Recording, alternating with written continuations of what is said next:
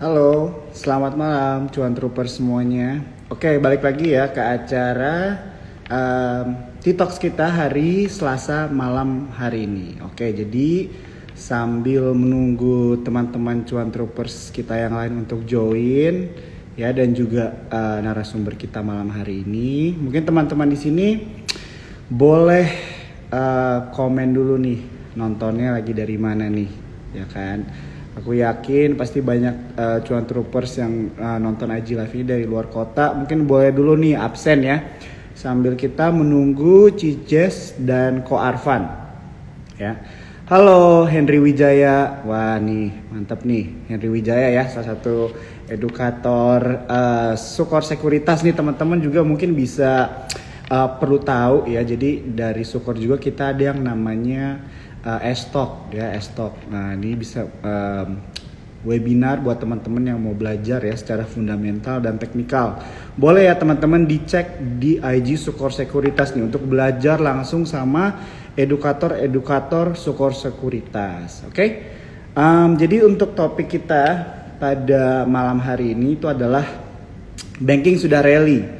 Nah, dan bagaimana juga potensi metal mining ya di Indonesia. Nah, ini kan cukup menarik ya teman-teman ya kalau misalnya kita lihat apakah benar banking sudah rally. Kalau misalnya kita melihat performa pergerakan harga saham Big Four kemarin itu merah ya teman-teman ya. Jadi ini bisa menjadi catatan buat teman-teman semua nih ya. Bisa nanya-nanya juga, nanti kita ada Q&A session. Teman-teman bisa nanya langsung sama Cijes atau Ko Arfan tentang sektor banking, atau mau tanya tentang sektor mining gitu ya, metal mining, atau mungkin ada pertanyaan lebih spesifik, mungkin ada saham-saham apa yang pengen kalian tanyakan, bagaimana prospeknya dan sebagainya. Oke?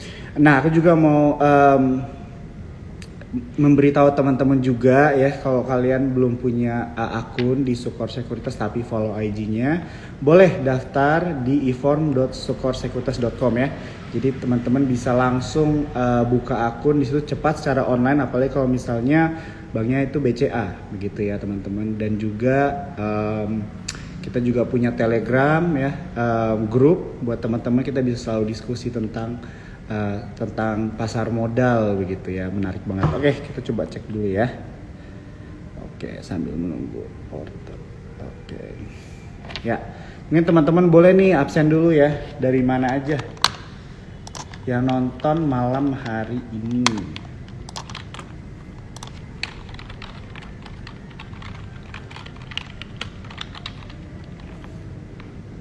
Wih, ini ada yang bilang bahas prospek saham Apple dong mas.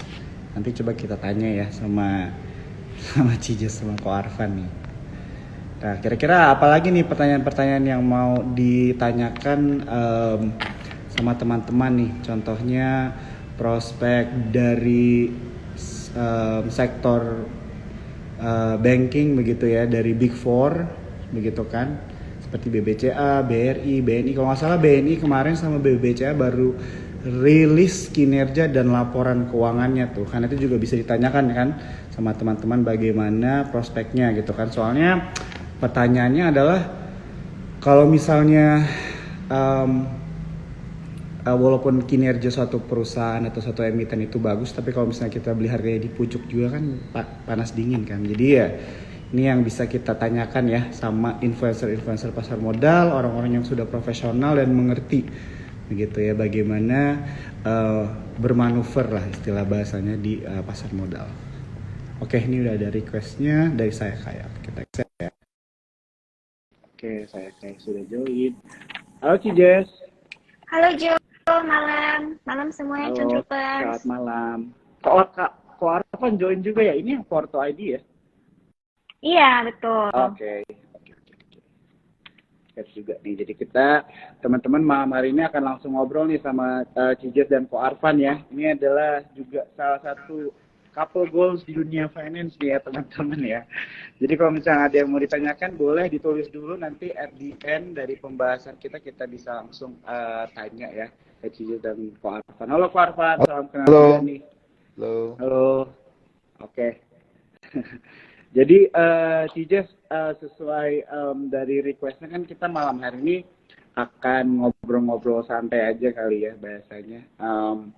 Mengenai katanya banking sudah rally begitu kan, dan bagaimana juga nih potensial metal dan mining ya. Jadi kurang lebih kita akan pertanyaannya banyak mengarahnya di kedua sektor ini gitu ya. Tapi mungkin banyak nih cuan troopers yang lagi gundah juga gitu ya melihat pergerakan IHSG beberapa hari ini begitu ya. Contohnya juga di hari ini gitu kan, kayak IHSG ditutup melemah begitu ya 0,48% ke level 6.300-an ya, 6.839 begitu kan. Dan kalau misalnya kita melihat dari 5 hari terakhir, IHSG juga masih minus gitu ya 0,38%.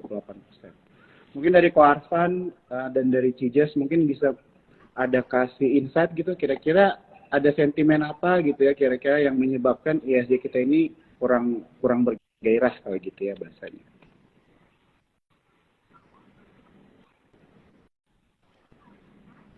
Siapa dulu nih?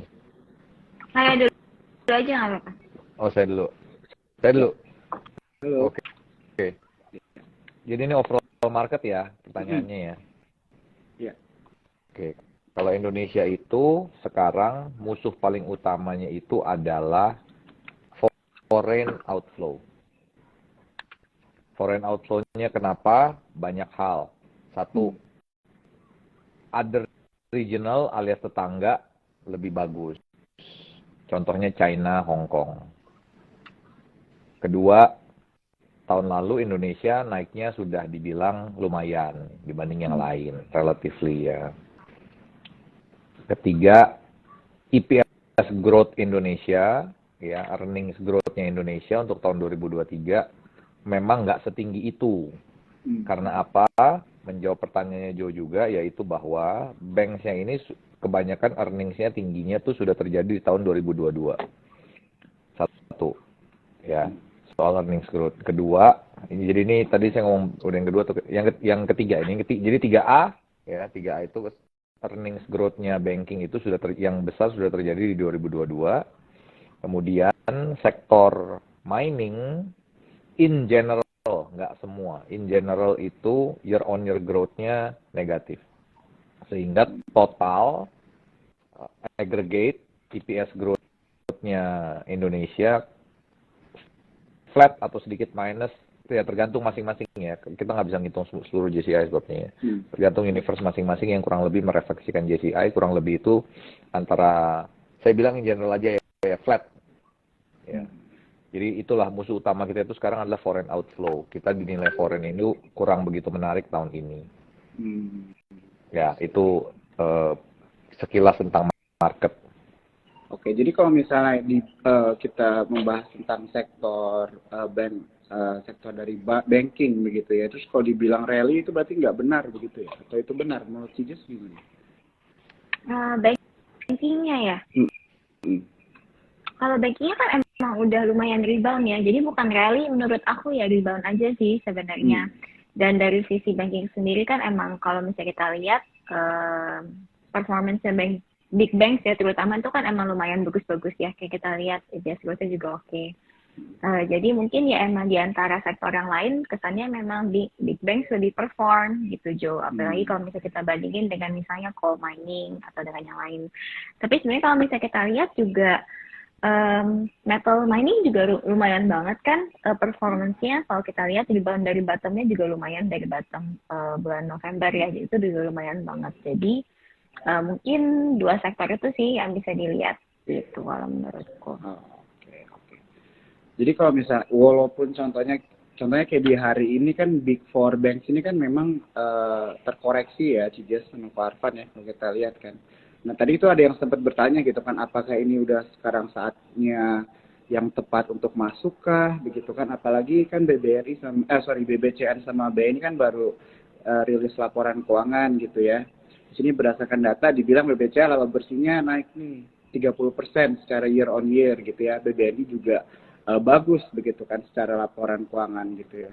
Nah tapi kan kalau misalnya kita beli perusahaan yang baik tapi di harga pucuk kan juga tetap gimana gitu ya kan rasanya. Nah kalau misalnya dari Cije sama Karvan sendiri mungkin ada advice nggak buat cuan troopers nih yang pengen invest di saham-saham yang lebih stabil gitu kan, contohnya banking gitu kan, tapi masih dibilang harganya itu terlalu tinggi gitu. Bagaimana tanggapannya?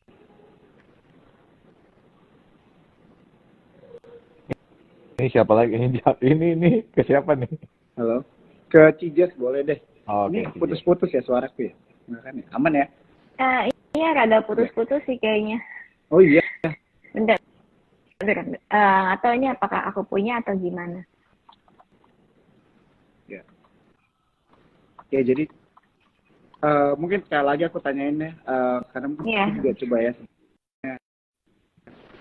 wifi-nya kurang bagus. Ya, tapi intinya tadi pertanyaannya jadi walaupun dengan performa emiten Big Four banking yang bagus, tapi kalau misalnya belinya di harga pucuk kan juga menjadi jadi bingung juga gitu ya. Mungkin banyak cuan troopers apakah harus masuk atau nunggu terkoreksi begitu kan. Tapi kalau misalnya dilihat secara performance kan perusahaannya memang bagus gitu. Mungkin dari Cijes ada tanggapan nggak atau mungkin advice bagaimana caranya buat cuan troopers untuk berinvestasi di saham-saham bank besar ini? Kalau misalnya untuk Big Bang sih sebenarnya mungkin kita lihat dari koreksinya aja sih ya. Makanya kemarin emang waktu sempat koreksi itu emang kita sempat rada call juga sih untuk Big Banks-nya. Karena menurut kita itu harganya lumayan menarik juga. Dan kalau misalnya sampai ada foreign inflow atau sampai ada rebound gitu ya, memang biasanya Big Banks yang akan duluan naik nih gitu. Soalnya kan memang banyak kan pasti foreign investors juga ngelihatnya Big Banks duluan gitu sih. Jadi menurutku kalau misalnya sampai ada koreksi yang cukup signifikan, kayak kemarin menurutku di setiap kali indeks ada di 6.500 tuh biasanya rebound gitu kan. Jadi 6.500 ya udah kita mulai cicil banking aja gitu waktu itu menurutku. Gimana kalau Arfan pendapatnya? Ya, bagaimana nih kalau Arfan tanggapannya? Ya, pertanyaannya itu adalah bagaimana berinvestasi di perbankan karena dinilai quality stocks, tetapi nggak mau beli di harga pucuk, begitu ya pertanyaannya. Nah, perlu diketahui bahwa earnings growth tahun ini banking itu nggak sebagus tahun lalu. Satu, ya. Tahun lalu tuh bagus-bagus, 30, 40, 50 earningsnya tinggi-tinggi. Ya. Tahun ini earningsnya nggak setinggi itu, earningsnya tuh normal aja. Ya, di konsensus itu bilang antara 10 to 15 rata-rata. Itu satu. Kedua, kemungkinan bank itu untuk re-rating saya bilang kecil. Karena terutama di environment globalnya lagi dipenuhi oleh ketakutan resesi. Saya nggak bilang pasti resesi, tapi ada ketakutan resesi. Biarpun kemungkinan besar US akan recession ya, kemungkinan besar. Itu yang kedua. Nah, terus menjawab pertanyaannya, gimana kalau mau tetap invest di bank, harganya di berapa? Saya rasa kalau untuk memang senangnya di quality stocks, pegang banks itu udah paling aman. Bank itu bisa perform di segala cuaca. Ya, bisa perform di segala cuaca.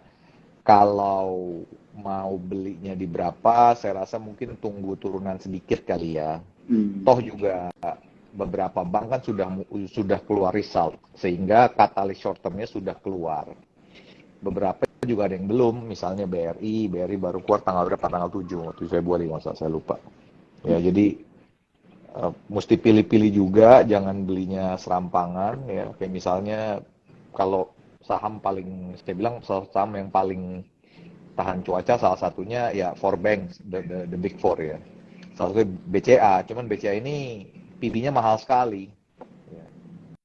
Tapi memang come for a reason, NIM-nya bagus, dia punya kasanya besar dan kasanya itu rendah sekali ya. Cost of fund dari kasanya dia rendah sekali. Kasanya besar. Memang very unique dan saya bilang memang BCA ini memang pantas untuk di harga lebih premium dibanding yang lain. Ya, jadi menjawab pertanyaannya, sabar sedikit, tunggu koreksi sedikit ya, karena saya lihat musuh Indonesia yaitu foreign fund flow belum berakhir. Foreign outflow-nya belum selesai nih, kayaknya nih masih aja nih. Ya. Saya bilang minggu lalu ada foreign inflow, maybe cuman teknis aja ya, karena dari Desember kita tiap hari foreign outflow, masa terus-terusan ya. Kita juga nggak seburuk itu kok ekonominya. Pasti akan ada foreign inflow saat harganya sudah dinilai mulai cocok ya oleh si pembeli kan. Oke. Thank you Ko Arfan. Jadi kalau misalnya teman-teman tadi menyimak gitu ya, jadi Ko Arfan mungkin bilang untuk big banks gitu memang perlu bersabar juga kali ya untuk mau melihat entry point-nya juga ya, kurang lebih begitu. Nah tapi kalau misalnya ada yang nanya nih ke Ko Arfan dari 4 big banks ini, walaupun semuanya memang secara performance begitu ya dan laporan keuangan bagus, kira-kira ada nggak yang favoritnya Ko Arfan mungkin dari 4 bank tersebut yang berpotensi kali ya lebih menarik atau lebih banyak opportunity di tahun 2023 ini? Kalau big bank sih in general saya nggak terlalu favorit, saya biasa aja ya. Kalau disuruh milih antara 4, saya susah ya. Kalau saya bilang paling meyakinkan itu BCA, tapi paling mahal. Yang paling ada upside-nya saya bilang BRI Mandiri. Ya, tapi ya tetap gini, BCA itu paling solid lah, paling ada problem saya bilang. Ya, BRI misalnya contohnya selalu orang takut kurnya, BMRI ada spike up in NPL and other things. Sorry, saya bilang BCA itu paling bersih dari masalah, tapi ya valuasinya mahal. Kalau disuruh pilih ya saya pilih BCA lah dari antara 4 ya. Tapi in general saya kalau boleh sih saya nggak mau pilih bank. Ini insight menarik dan banyak juga nih ya buat cuan troopers untuk denger nih langsung dari profesional nih ya teman-teman ya di pasar modal. Oke. Kalau misalnya kita lanjut ke pertanyaan selanjutnya, kan memang mengikuti dari judul IG Live kita malam ini kan memang membahas juga ya bagaimana potensi dari sektor metal dan mining ya, gitu kan. Dan kalau misalnya aku lihat sih tadi berita-beritanya memang kalau dilihat nikel ini cukup menarik begitu ya, Cijes sama Ko Arfan gitu, karena kebijakan pemerintahan begitu yang mendukung hilirisasi gitu kan. Jadi dan kita juga menjadi salah satu negara yang pengekspor nikel salah satu yang terbesar juga begitu kan.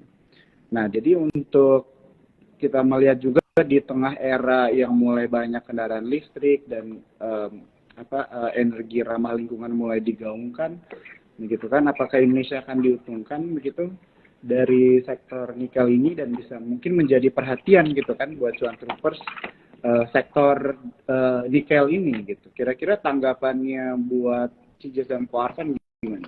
Bebas, siapa aja yang mau jawab boleh. Pasti ya Jo ya, kita akan sangat diuntungkan karena selama ini kan kita nggak boleh ekspor barang jadi gitu ya istilahnya ya, barang jadi dari Indonesia ke luar negeri gitu. Tapi sekarang kita udah bisa mengolah sendiri, kita udah punya smelter dan value add-nya itu sangat signifikan. Jadi teman-teman yang belum punya buku contekan investor yang khusus edisi buku nikel itu nanti bisa coba investasi di Saya Kaya. Kita masih ada beberapa buku nikel yang tersisa ya, The Last of the Nickel Books gitu. Ini sangat menarik teman-teman, karena kalau misalnya kita bandingkan, kalau misalnya kita ekspor nikel raw material dibandingkan misalnya udah jadi baterai gitu ya, penambahan nilainya 147 kali gitu. Jadi luar biasa banget gitu kan. Makanya kenapa trade balance kita pun juga tahun 2022 itu sangat didukung oleh keberhasilan pemerintahan, khususnya ya kita harus kasih kredit gitu ya ke pemerintahan Pak Jokowi untuk membangun hilirisasi nikel ini gitu. Jadi itu sangat menguntungkan lah untuk Indonesia pastinya. Beberapa emiten yang mungkin akan diuntungkan tuh khususnya Antam, karena kan mereka kan akan punya project dengan CATL itu, dan itu nilainya juga cukup signifikan. Kalau misalnya aku nggak salahnya tuh sekitar $5 to $6 billion in 1 year. Jadi itu juga mungkin bisa menarik ya untuk dilihat. Salah satu favoritku yang lain juga tentu aja Merdeka Gold, Copper and Gold, MDKA, itu juga aku selalu suka untuk metal mining. BRMF juga bisa jadi salah satu alternatif juga kalau misalnya kita lagi ngelihat gold ya for this year. Jadi itulah beberapa mungkin saham-saham yang bisa menarik lah kalau dari sisi aku untuk nikelnya. Gimana? Arfan, Ayah mesti mau nambahin? Ya, mantap. Mantap. Mantap.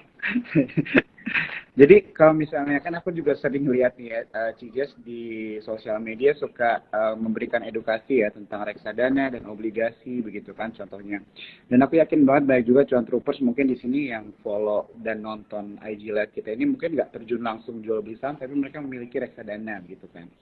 Dan melihat dari topik kita, contohnya kan membahas tentang metal mining dan sebagainya, berarti untuk di tahun ini aku sempat lihat ada berita yang bilang reksadana kalau misalnya sahamnya berbasis nikel itu berpotensi cuan begitu kan. Apalagi kalau misalnya kita lihat juga dari banyak emiten begitu ya yang smelternya itu baru mulai beroperasi di tahun ini juga begitu kan 2023. Jadi mungkin dari Cijas mungkin ada insight buat teman-teman cuan troopers mungkin yang sudah memiliki reksadana atau lebih prefer ke reksadana begitu. Mungkin ada tanggapannya nih bagaimana cara mereka cuan di dalam dunia mutual funds ya atau reksadana.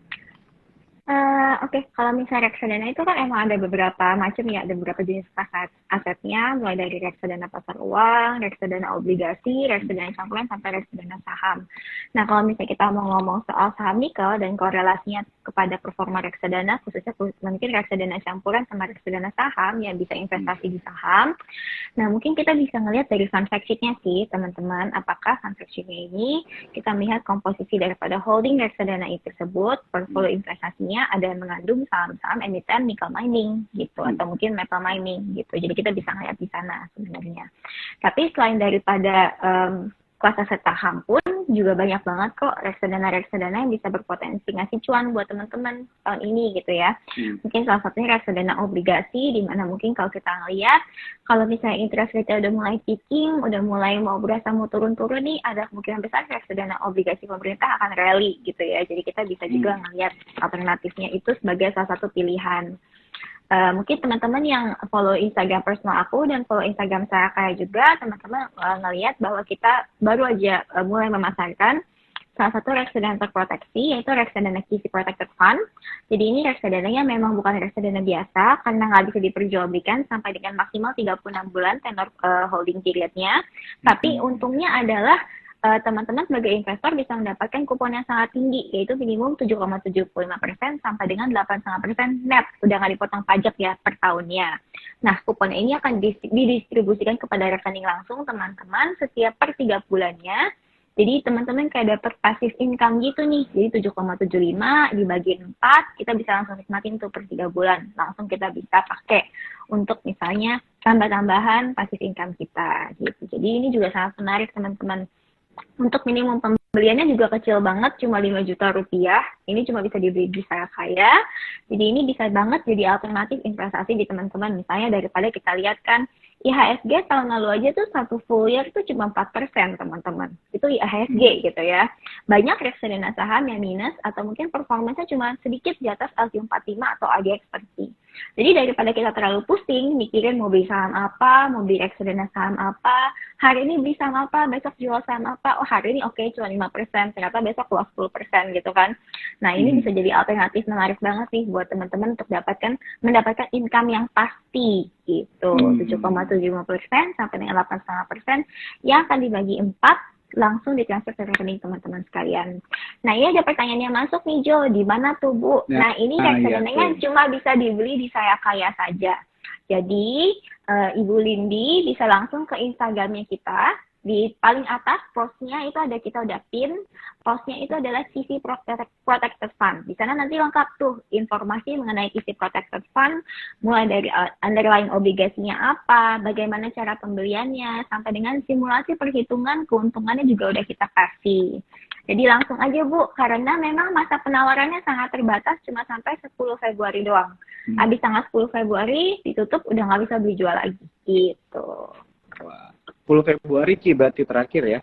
Betul, jadi cuma sampai 10 Februari doang kita nawarinnya, karena memang spotnya juga sangat terbatas banget gitu, kuotanya cuma dikit banget deh gitu. Iya. Iya. Jadi buat teman-teman nih tadi ya, jadi reksadana ini memang menarik banget untuk menjadi alternatif ya buat kita kalau misalnya kita nggak mau terlalu pusing begitu kan jual beli saham secara Betul. spekulan atau mungkin lebih banyak gitu kan karena memangnya setiap orang kan punya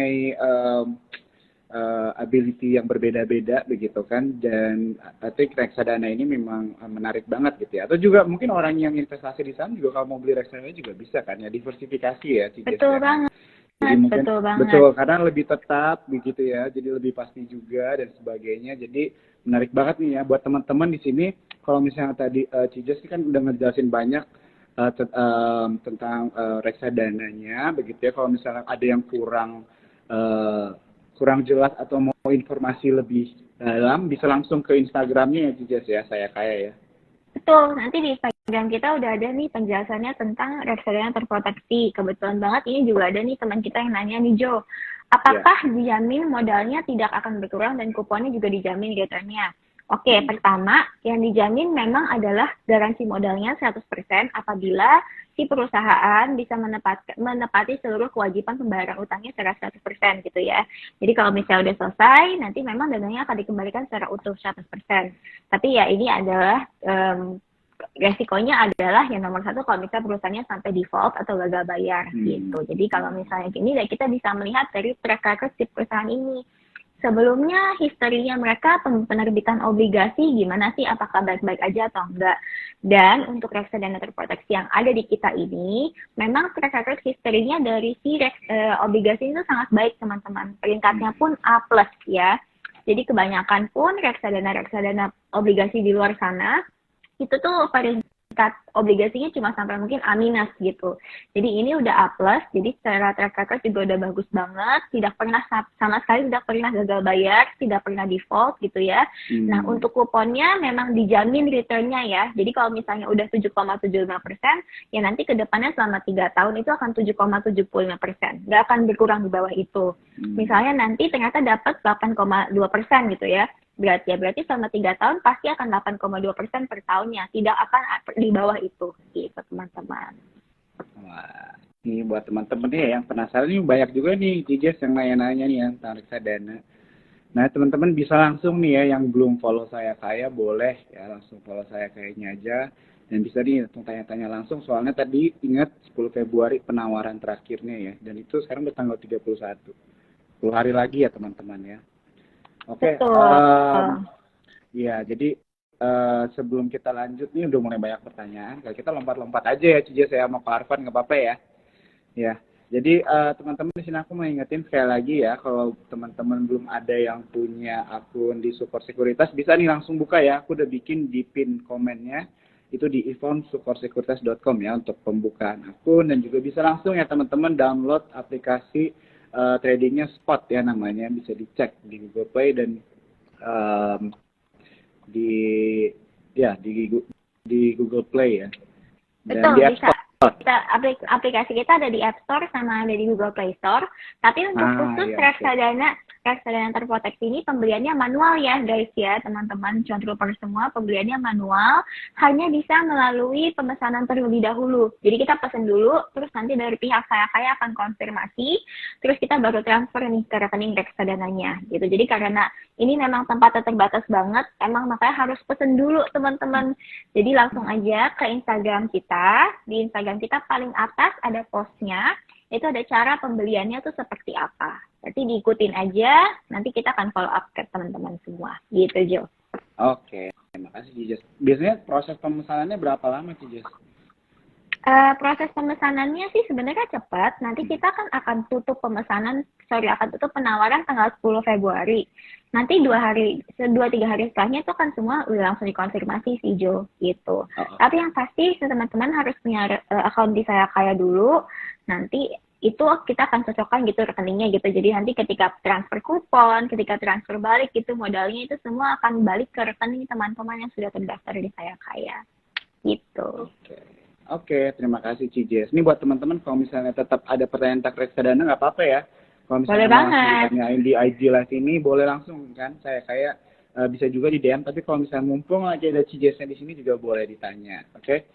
Nah, tapi kita balik lagi dulu nih sedikit kita mau nanya-nanya lagi tentang sektor metal ini nih Ko Arfan ya. Jadi ini Ko Arfan ada pertanyaan nih, langsung aja ya kita tanya. Ada yang nanya kok tentang view-nya untuk Harum, begitu. Apakah terpengaruh dengan sentimen nikel, mengingat porsi nikelnya masih belum terlalu besar? Mungkin secara in general juga dari Ko Arfan sendiri, kira-kira apa ya pendapatnya tentang emiten Harum? Oke. Harum itu sampai dengan 2022 itu revenue-nya itu masih mostly contributed by coal revenue. Nikelnya itu baru 2024 onwards mulai tinggi ya, tergantung juga harga nikel dan harga coalnya masing-masing ya. Kalau ditanya view-nya seperti apa, saya takutnya orang masih berpikir Harum ini lebih banyak coal related. Ya, kemudian menyambung juga ada pertanyaan juga view on coal gimana? Sepertinya sih coal memang harganya akan normalize. Why? Karena natural gasnya sudah turun banyak. Ya, biarpun natural gas ini bukan perfect barang substitusinya untuk coal, tapi mirip-mirip ya, kurang lebih mirip-mirip. Harga natural gasnya sudah turun banyak. Saya cukup yakin harga coal akan normalize. Turunnya ke berapa? Kalau kita udah bikin forecast-nya kurang lebih itu, memang jaraknya agak lebar ya. Normalisasi antara 150 sampai 250, kurang lebih ya. Akan bergerak di arah situ tahun ini, kira-kira ya. Itu satu. Kembali ke Harum, saya sih menghindari dulu untuk sektor coal. Kalau sektor nikel jelas, kita suka sekali dengan nikel. Kenapa? Karena kita bilang demand-nya nikel ini akan selalu tinggi. Starting 2024 at least ya, atau paling enggak second half 2024, nickel demand will exceed nickel supply. Karena kebutuhannya memang akan semakin meningkat. Tetapi harga nikel saya bilang sulit untuk naik tinggi. Sekarang harganya di berapa? 28, 29, 27, 28, 29 ribu. Kalau berharap nikelnya ke harga 4.000, sementara ini saya bilang kelihatannya sulit. Karena apa? Karena kalau harganya bergerak terlalu tinggi, pelaku industri yang menggunakan nikel ini akan mencari benda substitusinya untuk nikel. Ya, contohnya untuk baterai, sekarang aja sudah ada nickel based battery dan iron based battery. Kalau harga nikelnya terlalu mahal, demand-nya pasti akan berkurang karena sudah tidak ekonomis lagi. Jadi nikel ini adalah volume gain. Nah, jadi kontribusi kenaikan revenue-nya akan dikontribusikan oleh volume. Ya, saya rasa harga nikelnya kalau berharap naik terlalu tinggi, misalnya 40 atau 50 ribu, ya tinggi itu kan relatif ya, berapanya nggak tahu. Tapi kalau berharap 40 ribu dalam waktu cepat, saya rasa least likely ya. Ya begitu. Jadi overall kita sangat suka dengan sektor nikel. Copper juga bagus. Copper itu juga pemakaian copper di electric vehicle juga tinggi. Ya, terutama juga copper itu banyak dipakai di green energy. Salah satu yang paling banyak menggunakan copper tuh ini. Yang baling-baling yang kayak di desert Arizona atau Nevada atau di mana lah gitu. Ya. Itu pemakaian copper itu tinggi. Jadi dua itu kita cukup bullish untuk tahun ini. Ini dapat insight banget ya teman-teman ya dari Ko Arfan. Ya, jadi kalau misalnya dari yang Ko Arfan udah jelasin, jadi memang mungkin nikel ini bisa dibilang menjadi favorit juga, tapi kita juga tetap harus melihat perkembangannya bagaimana tadi ya, seperti yang Ko Arfan bilang, kalau misalnya harganya terlalu tinggi kan pasti orang-orang atau perusahaan akan mencari barang substitusi menggantikan nikel begitu ya. Jadi less likely lah ya untuk harganya naik tinggi juga. Oke, jadi ini untuk tadi yang bertanya Arvin ya, sudah dijawab sama Ko Arfan. Thank you banget. Nah, ini balik nih ke Cijas, ada yang nanya lagi nih Cijas tentang reksadana, tentang obligasi actually. Nah, ini bisa buat Cijas sama Ko Arfan juga sih. Katanya kalau harga nikel mulai turun, apakah yield obligasi juga akan turun katanya? Sorry, gimana? Pertanyaan dari Gilang, ketika harga nikel mulai turun, apakah yield obligasi juga akan turun? Itu sebenarnya untuk bilang itu nggak terlalu terkoneksi sih, nggak terlalu terkorelasi ya antara harga nikel Enggak, dan betul. yield obligasi gitu. Mungkin Kalau yield obligasi harga akan lebih. nikelnya turun, saya bisa beliin istri saya mobil listrik yang lebih murah. Sebenarnya itu korelasinya tuh. Jadi di sini bisa jadi teman-teman ya, ini kayaknya banyak banget nih teman-teman yang mungkin masih belum ini ya, pengen belajar lebih banyak nih tentang obligasi begitu ya. Yield obligasi dan juga reksadana ini bisa nih dari saya kayak aku juga teman-teman, aku suka follow IG-nya. Ini baik banget edukasi buat teman-teman untuk bisa lebih mengerti lagi begitu ya tentang reksadana dan obligasi. Nah, Oke, kita lanjut by the way, lagi. ini tadi pertanyaan Gilang kalau serius, maksudnya kan kita juga harus jawab ya kan. Jadi Ya. kalau misalnya yield obligasi nanti akan lebih dipengaruhin sama suku bunga ya, tergantung suku bunganya naik atau turun gitu. Jadi bukan dipengaruhin sama harga nikel. Seperti kata Arfan tadi, kalau misalnya harga nikel naik atau turun ya tergantung, mungkin kita bisa beli Tesla yang model Y gitu ya. Iya betul. Ya. Bisa cuman sekarang kita makan tempe nanti.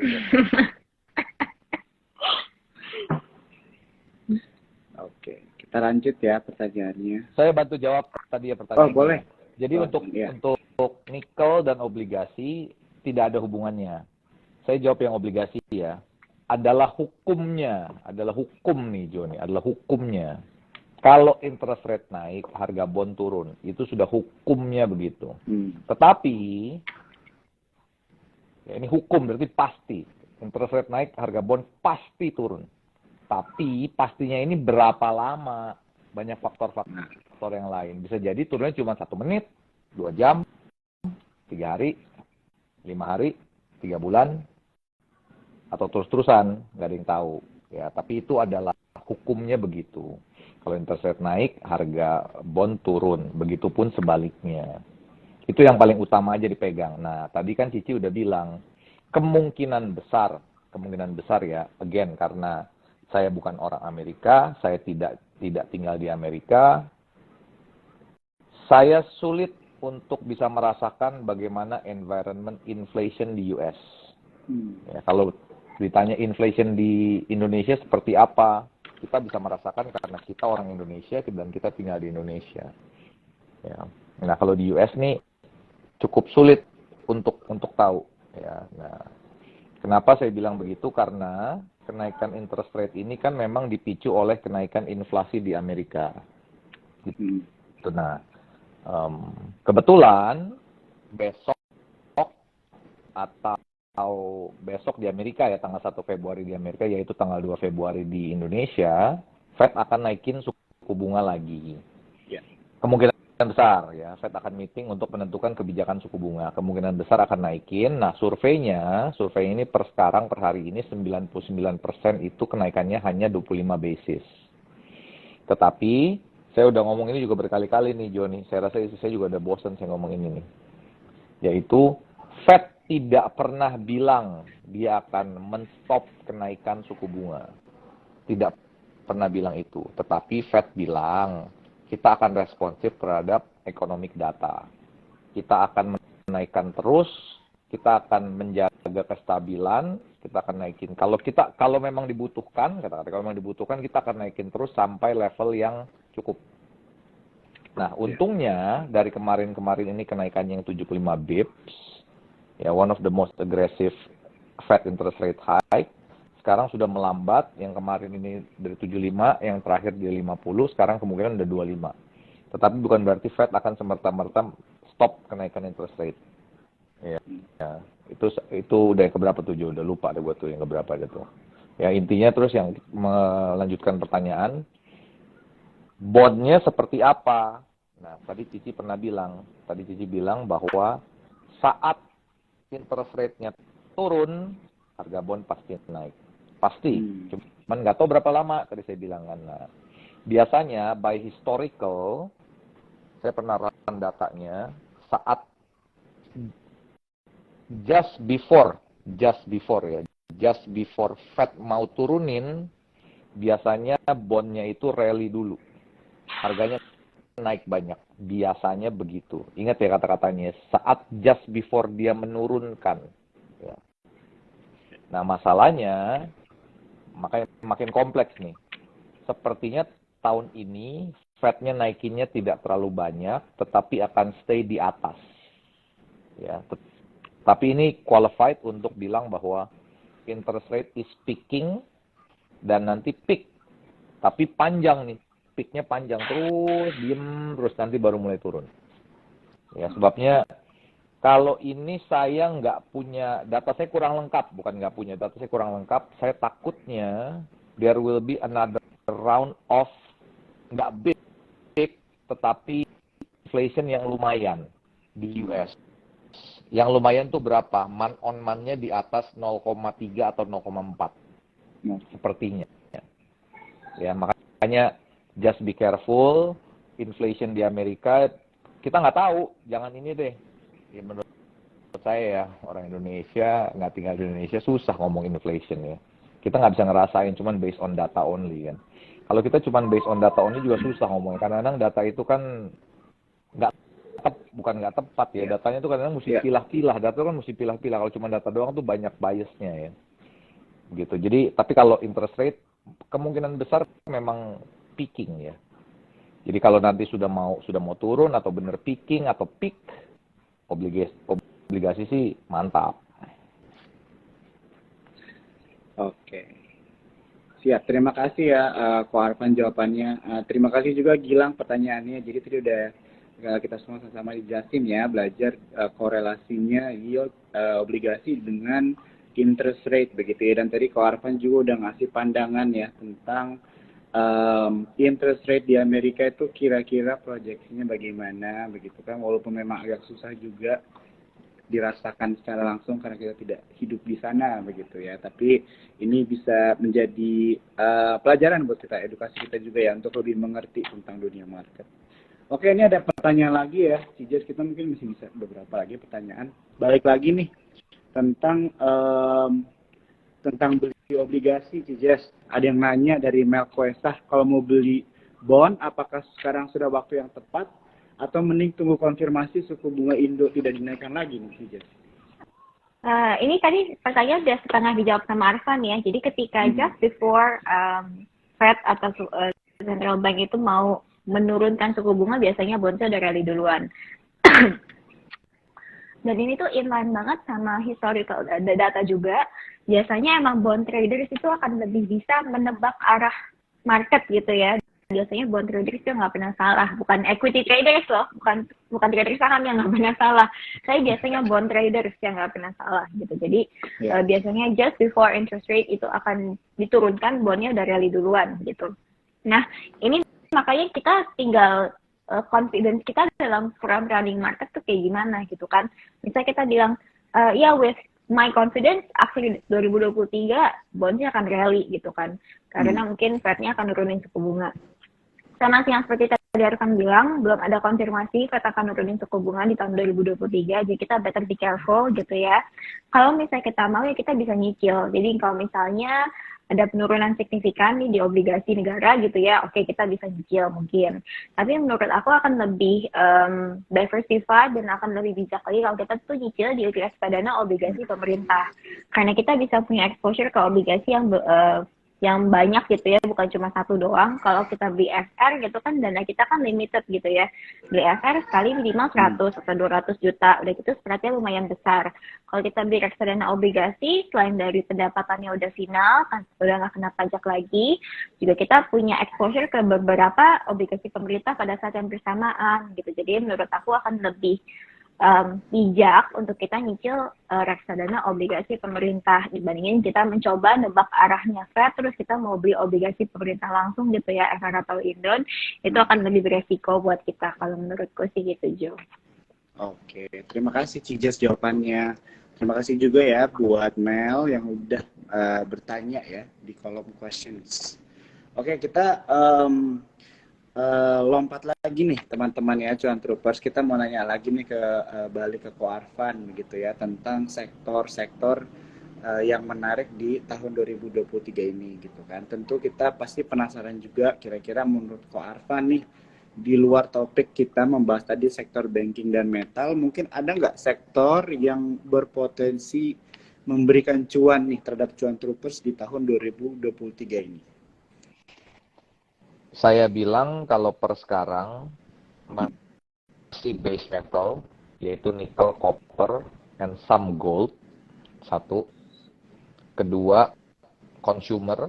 Biarpun consumer ini slow, ya, tapi akan banyak results-nya juga bakal bagus-bagus. Banking oke lah. Saya bilang masalahnya banking itu, tadi saya udah bilang, earnings growth-nya nggak sebesar 2022, dan belum bisa cari rating. Yang ketiga, itu yang ketiga tadi. Yang keempat, saya bilang sementara hindari coal dulu ya, karena harganya akan normalizing. Ya. Yang menarik sih itu dulu ya, itu dulu lah. Oke, jadi terima kasih Pak Arfan. Jadi tadi kalau aku recap, yang menarik dari Pak Arfan tadi bilang sektor konsumsi ya, banking. Ya, consumer base metal, okay. banking oke lah, oke aja lah. Oke, sip. Nah, jadi ini juga kita balik lagi nih ke Cijes begitu ya. Ini sebenarnya adalah salah satu pertanyaan titipan juga begitu ya. Ada beberapa dari cuan troopers sebenarnya yang di tahun 2023 ini lebih banyak concernnya ke arah managing their money gitu ya. Bagaimana caranya berinvestasi dengan baik begitu kan. Jadi kalau misalnya kita ngobrol sama Cijes kan, Cijes sharing tentang reksadana, tentang obligasi juga, begitu kan, dan invest langsung di saham. Ini kan instrumen-instrumen yang berbeda, begitu kan. Nah mungkin kalau misalnya dari Cijes sendiri, begitu ya, sebagai financial advisor, mungkin ada insight atau advice nggak buat para investor dan trader nih, kalau misalnya mereka mau mengelola investasi mereka, porsi-porsi atau cara-cara berinvestasi itu yang baik bagaimana gitu. Mungkin bisa dimulai dari yang pemula, begitu kan.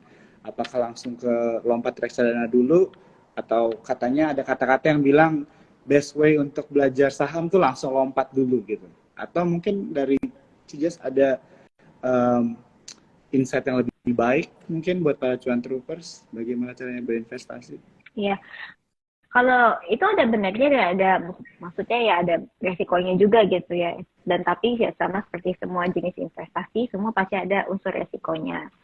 Benar, kalau misalnya kita mau mencoba untuk belajar sesuatu, akan paling baik jika kita langsung terjun langsung gitu ya.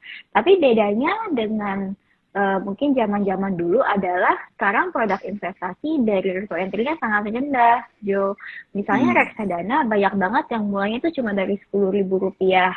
Buka akun saham cuma Rp100.000. Jadi sebenarnya kan dari risiko entry-nya itu udah rendah banget lah. Semua orang bisa investasi.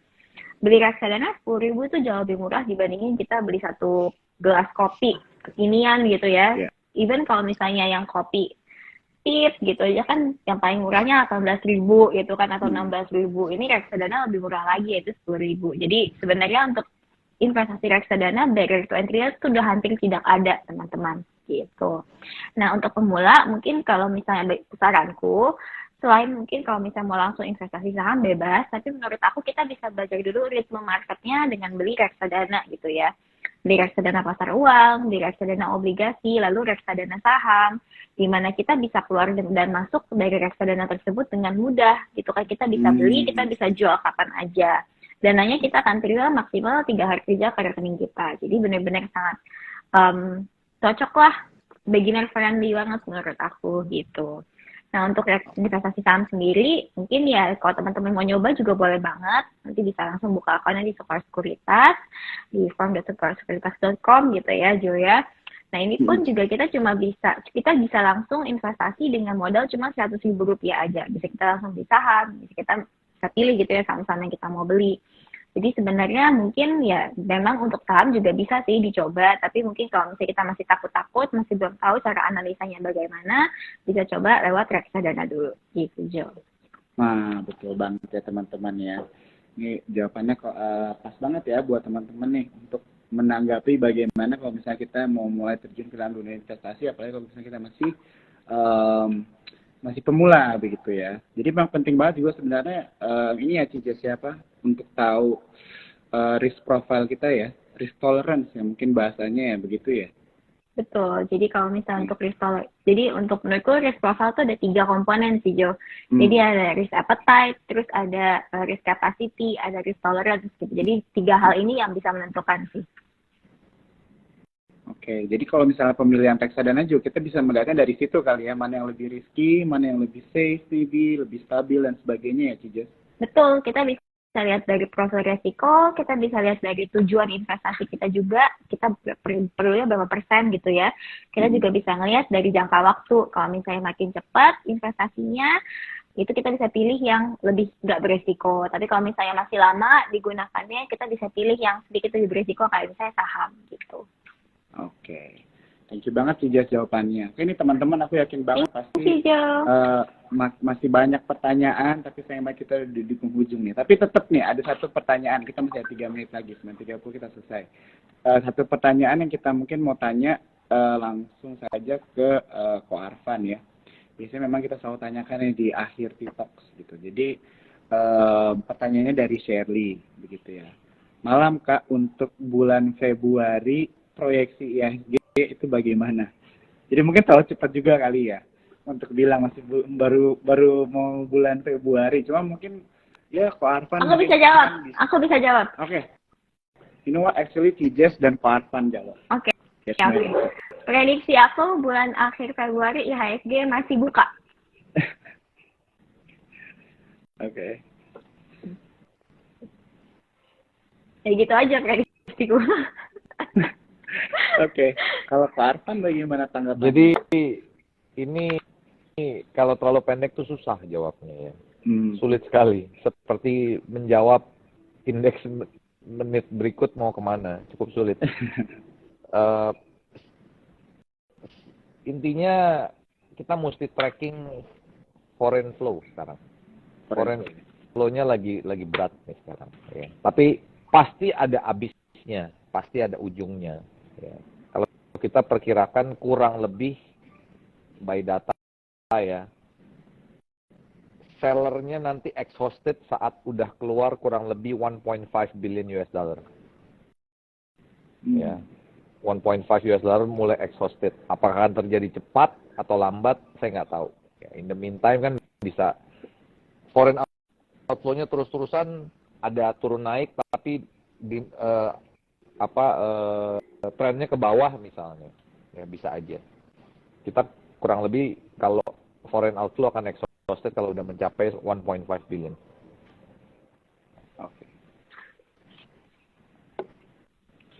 Oke, thank you Pak Arfan. Nah ini jadi buat teman-teman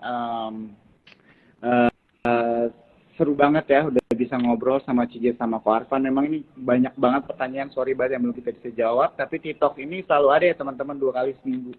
Ya aku juga jadi ngerasa belajar banget ya, semakin banyak kita bertanya semakin lebih banyak lagi timbul pertanyaan. Nah, tapi tadi Cijes sudah mention ya buat teman-teman yang penasaran atau mau belajar lebih mengetahui lebih dalam tentang produk reksadana dan obligasi bisa langsung aja cek di Saya Kaya ya, di Instagram yang kita lagi live bareng gini, atau mungkin bisa juga follow Cijesnya langsung. Nanti syukur bikin dong. Nanti syukur bikin Zoom meeting ini maraton 24 jam nonstop atau 12 jam. Oh itu buat masuk rekor muri gitu ya. Iya, 12 jam nonstop terus-terusan. Pembicaranya nanti banyak berapa biji gitu kan. Bikin dong. Misalnya tengah-tengah ada sulap, ada atraksi kan, juggling. Siap, ditampung dulu pelan-pelan ini. Siap, oke. Terima kasih ya Cijes sama Ko Arfan untuk waktunya bisa sharing sama Cuan Troopers dan teman-teman semua yang nonton di Aji Live malam ini. Sampai kita ketemu lagi ya. Thank you banget Cuan Troopers semuanya. Have a good night ya semua. Iya, makasih.